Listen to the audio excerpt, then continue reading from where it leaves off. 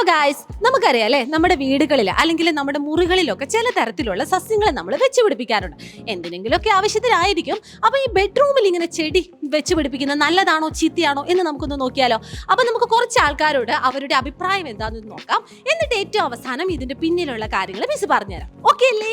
അപ്പൊ നമുക്ക് ആൾക്കാരുടെ അടുത്തേക്ക് പോകാം. കമോൺ. Hi ma'am. മാം ബിസിയാണോ? അല്ല, പറയൂ. ഒരു ചിന്ന ചോദ്യമാണ്. നമുക്കറിയാം ഈ ബെഡ്റൂമിലൊക്കെ ഇങ്ങനെ ചെടി വളർത്തുന്നത് നമ്മൾ കണ്ടിട്ടില്ലേ.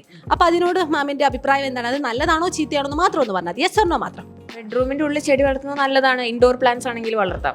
നല്ലതാണ്. യെസ്, നല്ലതാ, കൊള്ളാം. കേടല്ലേ, ചീത്തയല്ലേ? Scientifically no. Okay, no. അഭിപ്രായത്തിൽ നല്ലതാ. നല്ലതാണ്. അതെ അതെ. ഓക്സിജൻ വരുന്ന പ്ലാന്റ്സ് ആണ് നല്ലതാണ്, അല്ലെങ്കിൽ അല്ല. യെസ്, നല്ലതാ. നല്ലതാണ്. സാറിന്റെ അഭിപ്രായം? നല്ലതാണ്. നല്ലതാണ്. ഉള്ളിൽ വളർത്തുന്നത് നല്ലതല്ലല്ലോ. നല്ലതല്ല. നല്ലതല്ല. അടുത്ത മിസ്.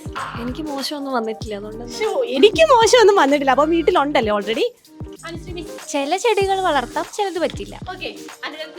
ഞാൻ ഇതുവരെ അതിനെപ്പറ്റി ചിന്തിച്ചിട്ടേ ഇല്ല. എന്റെ വീട്ടിലും ഉണ്ട്. ചില ചെടികൾ വെക്കാറില്ല, ചിലത് വെക്കാറുണ്ട്. ആയിക്കോട്ടെ. അഭിരാമി മിസ്? അതേപോലെ തന്നെ ചില ചെടികൾ വളർത്താം, ചിലത് പറ്റില്ല. ചില ദോഷമുണ്ട്. കാരണം രാത്രി സമയത്ത് കാർബൺ ഡൈ ഓക്സൈഡ് വരുന്നതുകൊണ്ട്, എക്സിറ്റ് ചെയ്യുന്നതുകൊണ്ട്, ബയോളജിക്കലി പറയുകയാണെങ്കിൽ കാർബൺ ഡൈ ഓക്സൈഡ് എക്സിറ്റ് ചെയ്യും. നമുക്ക് തെറ്റ് പറ്റിപ്പോയി. കാരണം ബയോളജിന്റെ മിസ്സിനോടാണ് നമ്മൾ ചോദിച്ചത്. അപ്പൊ അത് നല്ലതല്ല എന്നാണ്. ഓക്കെ. അപ്പൊ പല ആൾക്കാരുടെ ഒപ്പീനിയൻ നമ്മൾ അറിഞ്ഞല്ലേ. കുറച്ച് ആൾക്കാർ നല്ലതെന്ന് പറഞ്ഞു, കുറച്ച് ആൾക്കാർ ചീത്തയാന്ന് പറഞ്ഞു. പക്ഷെ നമുക്ക് അറിയുന്ന കേസാണ് ഈ പ്രകാശ സംശ്ലേഷണം അല്ലെങ്കിൽ ഫോട്ടോസിന്തസിസ് നടക്കുന്ന സമയത്ത് ഈ പ്ലാന്റ്സ് എന്ന് പറയുന്നത് കാർബൺ ഡൈ ഓക്സൈഡ് അബ്സോർബ് ചെയ്യുന്നു, അതുപോലെ തന്നെ ഓക്സിജനെ പുറത്തേക്ക് വരുന്നു. പക്ഷെ അതേസമയം ഈ രാത്രിയിൽ അല്ലെങ്കിൽ ഈ സൺലൈറ്റ് ഒന്നും ഇല്ലാത്ത സമയത്ത് എന്താ സംഭവിക്കുക? ഈ പറയുന്ന ഫോട്ടോസിന്തസിസ് അവിടെ നടക്കത്തില്ല. പക്ഷെ അതേസമയം നമുക്കറിയാം ഈ പ്ലാന്റ്സ് ആണെങ്കിലും ആനിമൽസ് ആണെങ്കിലും അവർ ശ്വസിക്കുന്നുണ്ട്. ഈ ശ്വസിക്കുമ്പോൾ എന്താ സംഭവിക്കുന്നത്? ഓക്സിജൻ അബ്സോർബ് ചെയ്യുന്നു, കാർബൺ ഡൈ ഓക്സൈഡ് പുറത്തേക്ക് വിടുന്നു.